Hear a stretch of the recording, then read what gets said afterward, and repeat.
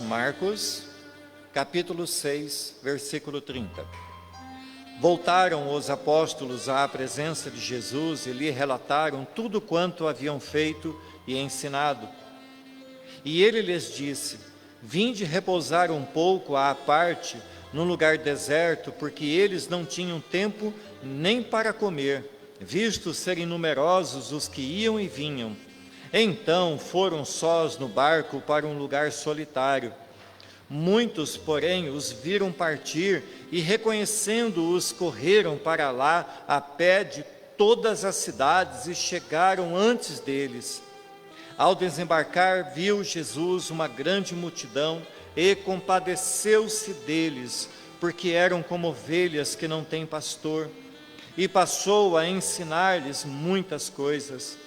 Em declinando a tarde, vieram os discípulos e Jesus e lhe disseram: é deserto este lugar, e já avançada a hora, despede-os para que, passando pelos campos, ao redor e pelas aldeias, comprem para si o que comer. Porém ele lhes respondeu: dai-lhe vós mesmos de comer. Disseram-lhe: iremos comprar 200 denários de pão para lhes dar de comer? E ele lhes disse: quantos pães tendes? Ide ver. E sabendo eles, responderam: 5 pães e 2 peixes. Então Jesus lhes ordenou que todos se assentassem em grupos sobre a relva verde. E o fizeram repartindo-se em grupos de 100 em 100 e de 50 em 50. Tomando ele os 5 pães e os 2 peixes, erguendo os olhos ao céu, os abençoou. E partindo os pães, deu-os aos discípulos para que os distribuíssem. E por todos repartiu também os 2 peixes. Todos comeram e se fartaram. E ainda recolheram 12 cestos cheios de pedaços de pão e de peixe. E os que comeram dos pães eram 5.000 homens. Amém. Ó Espírito Santo, Tu fales conosco nessa noite, é o que nós imploramos. Carecemos, Deus, da Tua misericórdia, da revelação da Tua palavra. Em nome de Jesus, ó Deus, oramos. Amém. Amada igreja, nós vimos na nossa última mensagem no Evangelho de Marcos que houve uma interrupção na história em que Marcos estava contando para falar da história do caso de João Batista, para lembrar àqueles que estariam lendo o que aconteceu com João Batista. E nós aprendemos, irmãos, entre várias lições, que esse terrível fato apontava para Cristo, para o Cristo Senhor e Salvador, que seria morto, mesmo sendo ele inocente. E eu creio, irmãos, que seja necessário nós estarmos relembrando que Jesus havia sido rejeitado, havia sido desacreditado na cidade onde ele vivera por quase toda a sua vida. E logo após, então, Jesus deixa aquela cidade e vai pregar às cidades vizinhas, curando, fazendo milagres e expulsando demônios.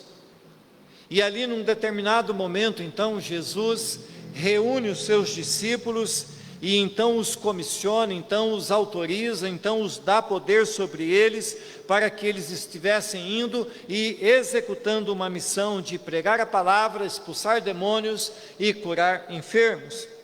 Jesus estava fazendo dos seus aprendizes apóstolos, sobre os quais então ele estava dando autoridade no seu nome, para ir em seu nome e fazer sinais e maravilhas. E o que vemos, irmãos, hoje, é a conclusão desta missão. Os apóstolos voltam alegres, pois haviam, em nome de Jesus, realizado muitos sinais e maravilhas, porém, eles estavam cansados. A missão que Jesus lhes havia dado havia sido intensa, robusta e cansativa. Meus irmãos, O Evangelho de Marcos, ele é conhecido como o Evangelho da prática. Marcos apresenta um Jesus extremamente intenso.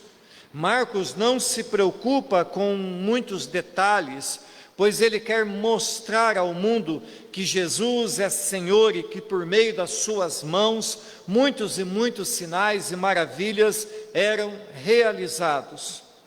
E este capítulo 6 também mostra para nós que o mesmo Jesus que havia sido rejeitado entre os seus, no lugar onde ele crescera, no lugar onde ele fora um operário da marcenaria, que ali naquele lugar onde ele não pôde fazer muitos milagres, porque o povo não cria nele, mas agora o texto de Marcos vai mostrar esse mesmo Jesus sendo buscado, sendo necessitado daquelas pessoas, e então nesse auge da busca das pessoas, de uma aglomeração de muitos milhares de pessoas que estavam ali para ouvir Jesus, é nesse momento em que Jesus opera um dos maiores milagres registrados na Bíblia, que é a multiplicação dos pães e dos peixes. Feita, irmãos, essa lembrança, essa recapitulação e esse pano de fundo para a mensagem, o primeiro ponto, então, é que no trabalho de Cristo não há folga. Trabalhar para o Senhor Jesus é algo que exige de nós, é algo que não nos oferece 30 dias de férias. Trabalhar para o reino de Deus não nos dá o direito ao descanso. E o verso 30 nos diz que os apóstolos voltaram à presença de Jesus e relataram tudo o que haviam feito e tudo o que haviam ensinado. Meus irmãos, parece algo irrelevante nós pensarmos que é necessário contarmos as obras que temos feito em nome de Jesus, mas de fato, irmãos, isso é importante. Isso faz com que nós tenhamos a oportunidade de testemunhar diante das pessoas o quanto em nome de Jesus podemos fazer. Mas vejam, amados irmãos, que dar testemunho também exige de nós cristãos maturidade. Nunca podemos esquecer que quer sejamos abençoados ou abençoadores, tudo é feito em nome de Jesus. Toda a glória por todas as realizações pertencem unicamente ao Senhor. Nós não podemos deixar, amados irmãos, que sejamos seduzidos pela vontade de buscar alguma glória pessoal. Quando damos testemunho de algo que o Senhor fez ou está fazendo por nós, ou através de nós, nunca podemos esquecer que em nós não há nenhum merecimento ou poder. Tudo foi feito e é feito de graça sobre graça, no nome do eterno e soberano Deus, através de nós e por nós. Um dos 5 pontos aí falados na reforma é só lhe deu glória, ou seja, só a Deus glória. Amados, eu digo isso porque não é raro que nós ouçamos alguém dando testemunho das bênçãos recebidas, ou de algo que Deus fez através de sua vida, mas o seu testemunho ele é envaidecido, o seu testemunho, ele é cheio de orgulho, como se fosse ele alguém especial, como se fosse ele merecedor.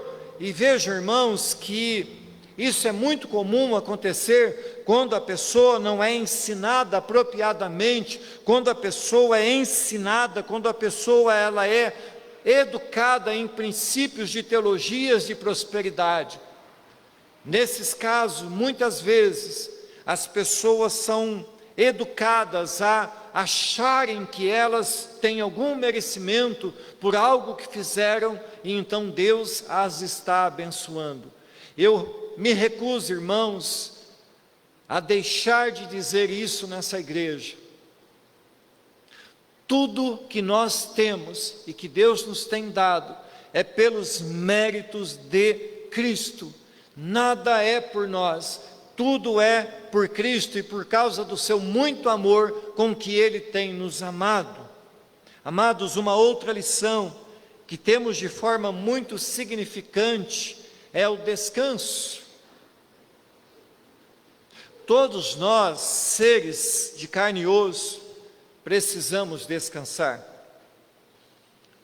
Se nós não pararmos um tempo para refazer as nossas forças, nós corremos o risco de entrarmos num colapso.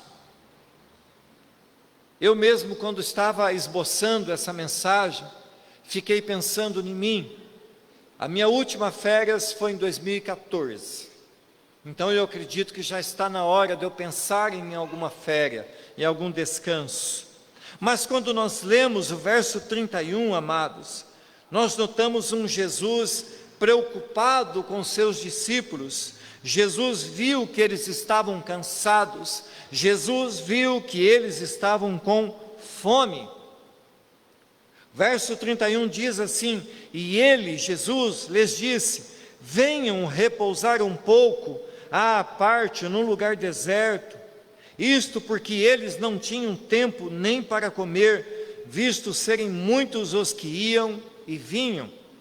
Irmãos, nós precisamos lembrar que quando foram eles enviados por Jesus, eles não levaram dinheiro, não levaram comida, e por mais que tenham sido eles bem recebidos, certamente houve muito pouco tempo para que eles descansassem, para que eles se alimentassem de maneira correta. Meus amados irmãos, desde que Deus criou o mundo e que formou o homem, Deus já prescreveu a necessidade do descanso. No Antigo Testamento, até mesmo para a terra, Deus havia determinado um tempo para descansar a terra do plantio. Isso é conhecido entre aqueles que vivem da terra, que fazem o que nós chamamos hoje de rotação de cultura. E certamente os discípulos de Jesus, ao ouvirem o chamado de Jesus para irem e descansarem num lugar deserto, certamente eles pensaram: olha que coisa boa, vamos descansar um pouco. Haja visto, irmãos, que no verso 31, diz que ali onde eles estavam havia muitas pessoas, pessoas que iam e vinham o tempo todo, e por isso ali naquele lugar, eles não podiam sequer parar para poder se alimentar. E então no verso 32, diz que entraram num barco e todos foram à busca a um lugar deserto, para então deixar um pouco aquele movimento de pessoas. Mas como diz, irmãos, uma gíria popular, só que não foi bem do jeito que eles imaginavam. E aqui, meus irmãos, nós vamos ver mais algumas lições que são muito importantes para todos que querem viver uma vida legitimamente cristã. No final do ano, que logo estará chegando, irmãos, e muitas pessoas vão tirar suas férias, vão viajar, vão passear, e tudo isso é necessário, tudo isso é muito bom, tudo isso é do agrado de Deus. Porém, irmãos, existe um grande problema que é notado entre os cristãos. Muitos tiram férias de Deus. Durante todo o tempo do seu descanso, esquecem de ler a Bíblia, esquecem de orar, de fazer um devocional, e até de aproveitar as oportunidades para pregar o Evangelho, para dar testemunho de Cristo. Então, amados, eu creio que já nós estejamos cientes de que, uma vez fazendo parte do povo de Deus, não existe mais descanso até que Cristo venha nos buscar. Entendam, amados, o que eu estou dizendo. Nós devemos descansar dos labores do dia a dia, do trabalho que executamos para pôr o pão nosso na mesa todos os dias, para pagar as nossas contas. Esse descanso é necessário ao corpo, mas a vida cristã, a nossa vida espiritual, nessa não pode haver férias, pois nós somos criaturas espirituais, que não podemos deixar Deus na prateleira até que saiamos para as férias. Aonde estivermos, Deus tem que estar conosco. Mas, irmãos, quando eu falo assim, eu posso causar a impressão de que trabalhar para Deus seja algo enfadonho, seja algo cansativo, e creio, irmãos, que não o seja. Eu não estou cansado de trabalhar para Deus. Eu quero clamar a Deus que Ele me dê uma longa vida para poder continuar pregando a Deus. Um pastor batista chamado Enéas Tonini faleceu com 102 anos. E até antes um pouco do seu falecimento, ele pregava o evangelho na igreja dele todas as quartas-feiras no culto. Que Deus me dê e que Deus te dê, amados irmãos, a graça de uma longa vida para continuar falando de Jesus, pregando Jesus, tocando para Jesus, cantando para Jesus. Nós devemos, amados, como diz a palavra de Deus, como o próprio Senhor Jesus falou, trabalhar enquanto é dia. E esse dia é o tempo da nossa vida, esse dia é o tempo em que Jesus ainda não voltou, porque chegará um tempo em que não haverá mais necessidade do trabalho, e então entraremos para o descanso do Senhor. Os apóstolos, juntamente com Jesus, então eles entram no barco e se vão, mas a sua partida não passa despercebida. Diz, amados, o verso 33, muitos, porém, os viram sair, e reconhecendo-os, correram para lá a pé, de todas as cidades, e chegaram antes deles. Meus irmãos, certamente havia uma grande multidão esperando para ter uma oportunidade de ouvir, de tocar em Jesus, e é provável que a própria missão dos apóstolos tenha feito com que muitas pessoas viessem à busca desse Jesus, no nome de quem eles curaram, profetizaram, abençoaram, expulsaram demônios, fizeram sinais e maravilhas. Devemos notar, amados, que Jesus e os apóstolos não fizeram uma longa viagem, não atravessaram o mar da Galileia, mas foram ali, talvez costeando o rio, até acharem um lugar apropriado, onde eles pudessem então ancorar o seu barco e passar um tempo juntos, um lugar apropriado para tirar uma soneca, um lugar apropriado para que pudessem talvez dividir ali aqueles pães e os peixes entre eles 13. Pelo menos, irmãos, duas coisas devem chamar a nossa atenção. Jesus sabia que o povo estava seguindo o barco, e Jesus certamente não tinha a intenção de se esconder daquelas pessoas que estavam à busca dele. Prova disso, amados, é que quando o barco chega ali naquele lugar, já havia uma grande multidão, e o texto bíblico diz que eram pessoas que vieram a pé de todas as cidades da vizinhança. Já estavam ali esperando por Jesus.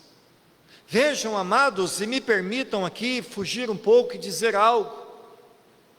Nós precisamos olhar para essas pessoas e ver nelas algo que chama a nossa atenção.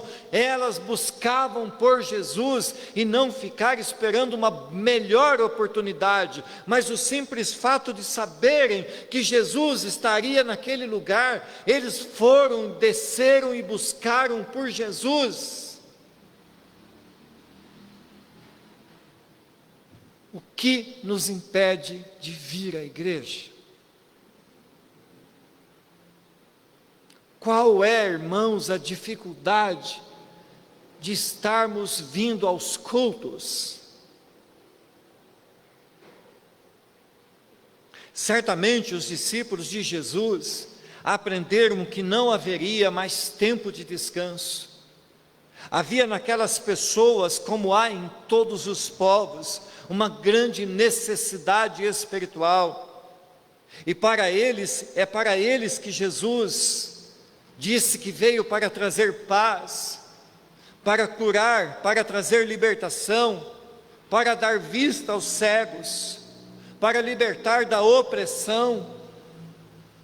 É para essas pessoas, é para nós que Jesus veio, para nos libertar de todo peso, de todo medo e de todo grilhão. Jesus veio para aquelas pessoas, Jesus não as expulsaria daquele lugar. Segundo ponto, irmãos, nós servimos a um Deus compassivo. Quando Jesus desce do barco, logo ele vê diante dele uma grande multidão. Talvez qualquer outra pessoa que buscasse por descanso, por um pouco de privacidade, teria ficado irado, zangado, frustrado, mas não Jesus. Quando lemos o verso 34, diz: ao desembarcar, Jesus viu uma grande multidão e compadeceu-se dela, porque eram como ovelhas que não têm pastor, e começou a ensinar-lhes muitas coisas.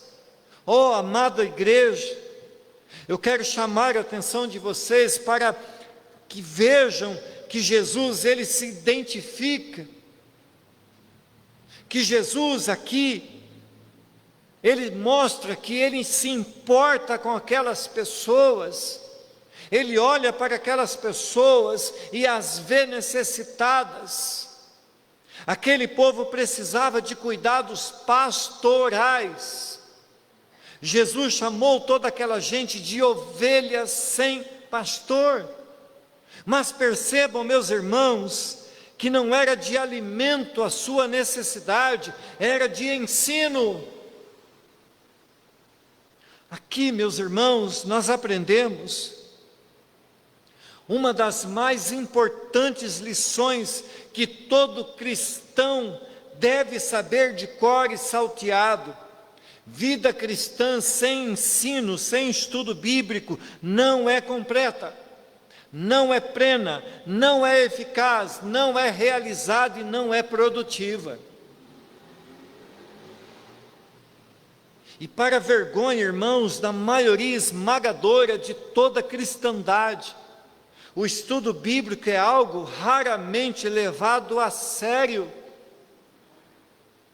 E não falo de um devocional que todos devem fazer todos os dias.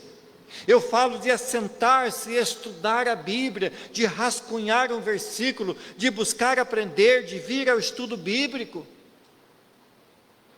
E prova disso, irmãos, é o crescimento numérico das igrejas, mas que não possuem conhecimento bíblico quase nenhum.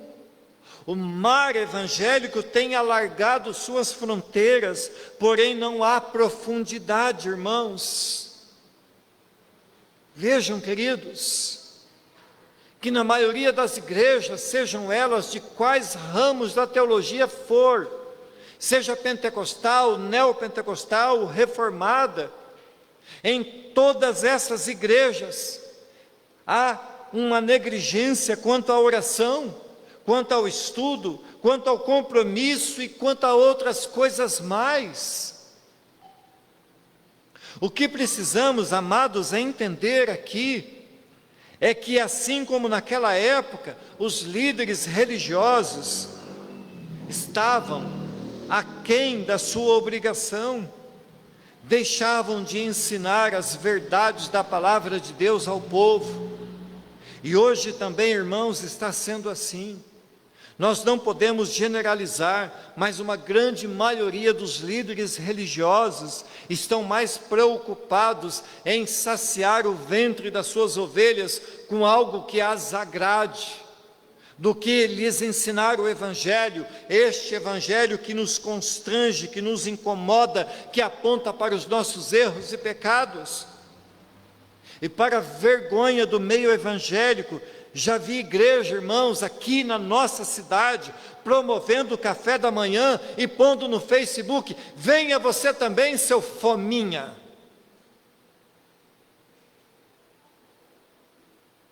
Aonde está o Evangelho, irmãos? Se a comida é algo que atrai a pessoa para a igreja, aonde está o amor pela cruz? Portanto, meus amados irmãos, sabendo nós disso, cabe-nos ser maduros, responsáveis com tudo que Deus nos tem dado e ensinado, e também levar este conhecimento aos que, assim como naquela época, estavam como ovelhas sem pastor. Como igreja de Jesus, meus irmãos, não podemos fugir daqueles que precisam de ajuda. Jesus, ao ver aquela multidão, Ele não os expulsa por estarem atrapalhando o seu descanso, ou mesmo o que seria um tempo de qualidade com seus discípulos. Antes, pelo contrário, Jesus, diz o texto bíblico, Ele se compadece deles e fala: olha, esse povo são como ovelhas sem pastor.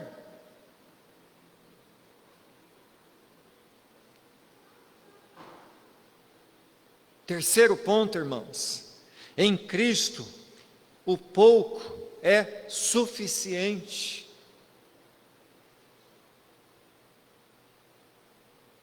Aquele lugar ermo, deserto, seria o lugar ideal para que Jesus e seus discípulos ficassem um tempo a sós, conversando a respeito das coisas do reino de Deus,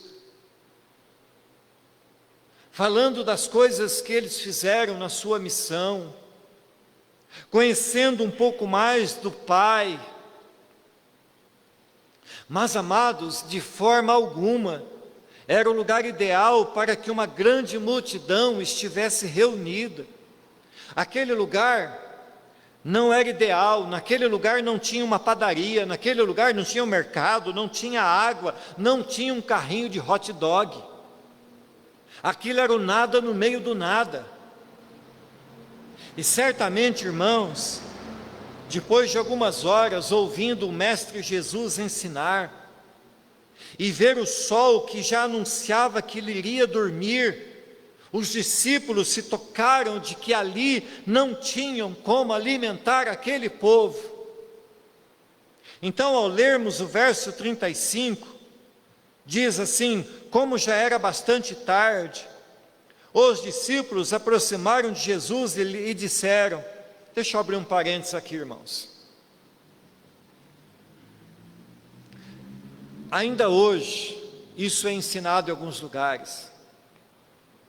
Determine, diga para Deus o que você quer, diga para Deus o que Ele tem que fazer na sua vida. É isso que os discípulos estavam aqui tentando fazer, dizer para Jesus o que Ele tinha que fazer. Como já era bastante tarde, os discípulos se aproximaram de Jesus e disseram: este lugar é deserto, e já é bastante tarde. Mande essas pessoas embora, para que, indo pelos campos ao redor e pelas aldeias, comprem para si o que comer.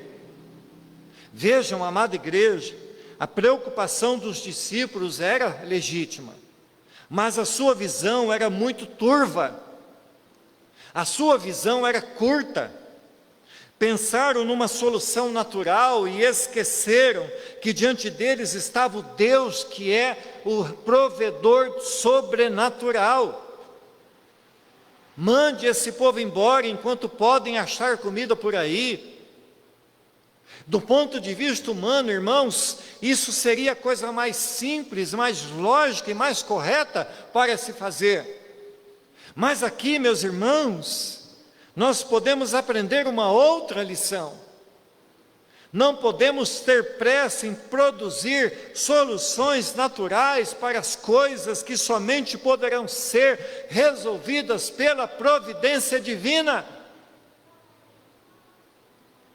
Quantas e quantas vezes, amada igreja, nós vemos diante de nós situações que fazem a nossa cabeça convulsionar, faz a nossa barriga ficar enjoada, nosso rosto esquentar e avermelhar, e queremos de alguma forma pôr os burros a carroça diante dos burros, e nós mesmos resolvermos do nosso jeito.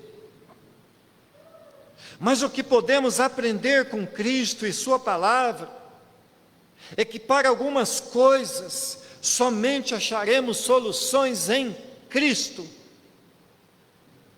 Cristo está, irmãos, amada igreja, Cristo está nos ensinando que Ele tem a última palavra, que é dele que procede a provisão necessária para tudo aquilo que necessitamos. Os céus são a fonte de onde Deus ordena a bênção sobre aqueles que são os seus filhos. Veja, queridos, a palavra diz que Deus dá graça a todas as pessoas. Deus faz chover sobre ímpios e justos, mas sobre aqueles que são os seus filhos, Deus provê de forma especial. Deus conhece a sua necessidade, Deus conhece o anseio da sua alma. Deus é aquele que provê soberanamente, sobrenaturalmente, aquilo que você precisa. Muitas vezes, meus irmãos, nós somos como Moisés. Chegamos diante da rocha, e ao invés de falarmos para a rocha, nós já vamos logo dando uma bordoada na rocha, ordenando e bordoando para que ela dê logo a água que nós precisamos, porque nós temos pressa, nós queremos resolver do nosso tempo. Mas assim como Deus repreendeu Moisés, nós também somos repreendidos pela palavra de Deus. Somos ensinados a praticar o fruto do Espírito Santo, dentre os quais temos a paciência. Deus está atrás da porta, irmãos, ouvindo o nosso clamor pelo pão que precisamos, e Deus está ali atrás da porta dizendo: insista um pouco mais, tente um pouco mais, se esforce um pouco mais, ore um pouco mais. Meus irmãos, eu penso que nessa noite Deus está nos ensinando que devemos buscá-lo sempre em primeiro lugar, está nos ensinando que devemos crer na sua provisão sobrenatural. Jesus, então, ouvindo a petição dos seus discípulos, e eu me arrisco, irmãos, a dizer aqui, que Jesus, com um certo nível de bom humor, manda que eles mesmos dessem de comer à multidão, que no mínimo, diz o verso 37, era de 5.000 pessoas. Quero que observem algo, irmãos. Os apóstolos tinham razão em tudo que falavam. Os seus argumentos eram indiscutíveis. Porém, eles estavam olhando apenas para o que eles tinham.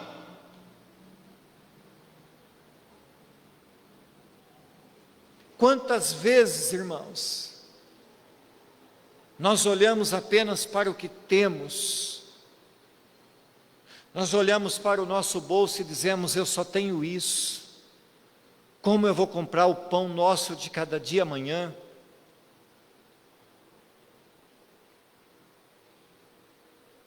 E Deus está dizendo que Ele provê na sua vida. Deus está dizendo que Ele é Senhor da sua vida.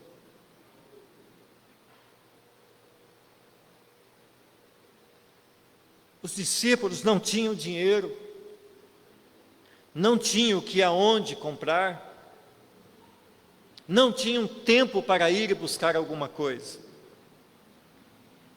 Vejam, irmãos, que nós também somos assim. Nós olhamos para o que não temos, ou para o pouco que temos, e nos abatemos. Mas Jesus, irmãos, é aquele que faz do pouco o suficiente.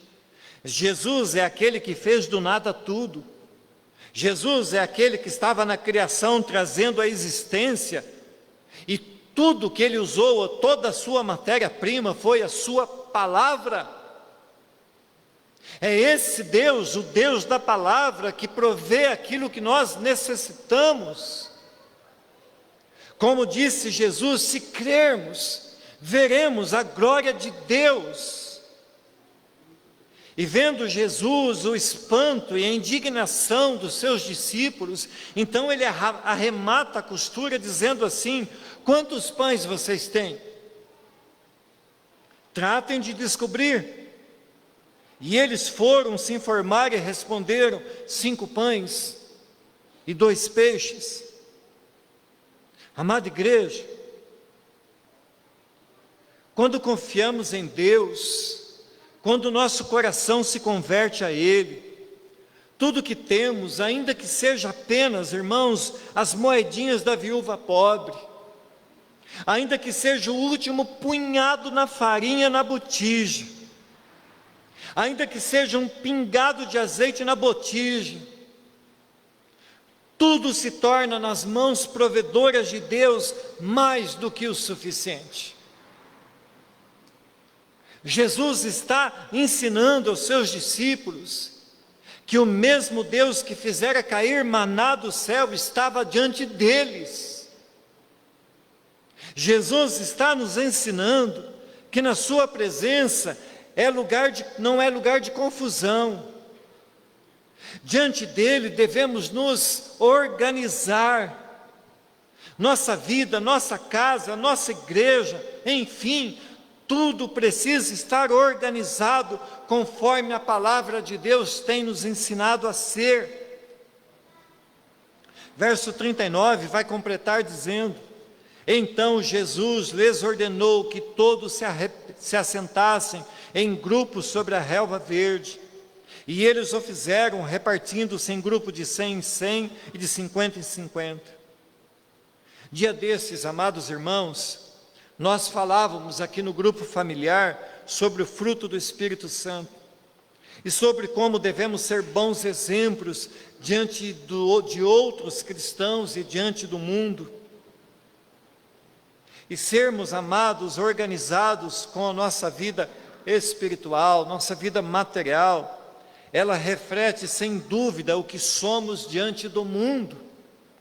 Imagine, irmãos, se toda aquela multidão com fome visse que ali havia um pouco de alimento, ou que de repente o alimento estava começando a transbordar, certamente, amados, haveria uma confusão. As pessoas perderiam a compostura, haveria uma contenda em meio àquele lugar de pessoas que certamente estariam com fome àquela altura da tarde. Mas Deus é um Deus organizado, é um Deus que nos ensina a zelar da nossa vida num todo. Quarta coisa, irmãos, Jesus não busca por holofotes. Jesus, tomando aqueles poucos pães e peixes, ele realiza um dos maiores milagres registrados na Bíblia. E ainda assim, irmãos, tudo feito na mais singela e da mais serena forma e devoção. Verso 41 diz assim: Jesus, pegando os 5 pães e os 2 peixes, erguendo os olhos para o céu, os abençoou. Depois partiu os pães e os deu aos seus discípulos para que os distribuíssem. E também repartiu os 2 peixes entre todos. Todos comeram e se fartaram. Vejam, irmãos, Jesus não pediu a atenção de todos para verem o milagre que ele faria. Jesus não marcou uma tarde de milagres. Jesus simplesmente ergueu os olhos ao céu e abençoou aqueles alimentos. Meus irmãos, fico me perguntando se na mente de algum daqueles apóstolos não estivesse passando naquele momento algo como quem diz: agora é que estamos perdidos. Como que a gente vai dividir 5 pães e 2 peixinhos com essa multidão de pessoas? Mas quando Jesus termina de orar e lhes entrega a cesta com os pães e os peixes, e eles começam a tirar 1, 2, 3, 4, 1.000, 2.000, 5.000 pães e peixes, então a ficha deles cai, e é nesse momento que eles aprendem que com Jesus o pouco que temos é suficiente. Amém, irmãos? Para caminharmos à conclusão, então o verso 42 diz que todos comeram e se fartaram. E o 43 mostra que Deus sempre dá além, muito além do que pedimos. A medida de Deus é sempre transbordante. E vejam, irmãos, não é importante se eram 5.000 homens, além de mulheres e crianças, conforme diz Mateus. O que importa sabermos é que fossem quantos fossem, naquela tarde todos teriam a sua necessidade de barriga saciada. Todos se fartariam do que era necessário. Todos teriam, além das suas necessidades espirituais supridas, também o bom alimento. Tudo isso, irmãos, nos ensina ainda que Jesus é o pão da vida. Se nos alimentarmos dele, nunca teremos fome. Se nós estivermos satisfeitos com Jesus, as iguarias desse mundo não serão para nós uma oferta irresistível. Ainda que seja o mais doce mel das oferendas deste mundo, se estivermos saciados pelo pão do céu, certamente nós resistiremos. O que aprendemos, irmãos, nessa palavra de hoje, é aquilo que diz uma velha canção do meio cristão: quem tem Jesus tem tudo, mas quem não tem Jesus não tem nada. É isso, irmãos, que essa palavra de hoje está nos ensinando.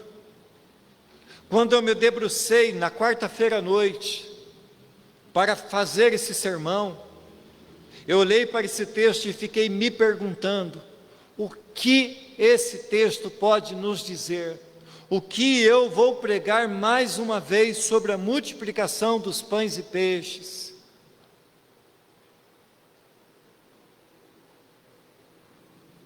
E o resumo, irmãos, de tudo isso é o tema da mensagem. Com Jesus, o pouco é suficiente. Tudo, irmãos, todas as coisas estão nas mãos de Deus. Todas as bênçãos para nós, Jesus já conquistou na cruz. E não que a Bíblia, não que diz a canção é direito nosso, mas é pela misericórdia de Deus. Jesus tem os méritos da glória, daquilo que Ele mesmo nos dá todos os dias, o pão nosso de cada dia que nos dai hoje. É isso, irmãos, o que essa mensagem tem para nos dizer nessa noite. Amém, irmãos?